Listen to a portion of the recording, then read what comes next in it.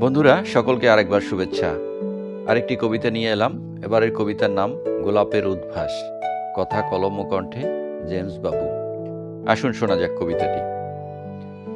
গোলাপ কলি দাঁড়িয়ে নীরবে বাগানের মাঝখানে, কোলাহলে বিভোর মৌমাছিরা আবেগী গুঞ্জনে। তুমি সখা আজ দেরি কেন তবে, বিরহী মোর কায়া, কুসুমিত মনে গোলাপ চাহে অনুরাগের ছোঁয়া।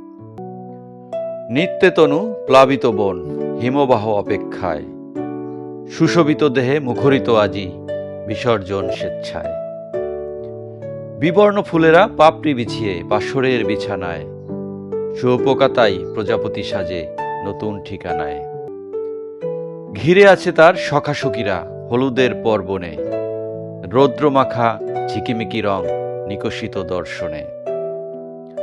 সূর্যের প্রেমে শিশিরের ঘুম কুড়িরা বিবর্তনে, মধু নিয়ে ছোটে মৌমাছিরা নতুন আবর্তনে।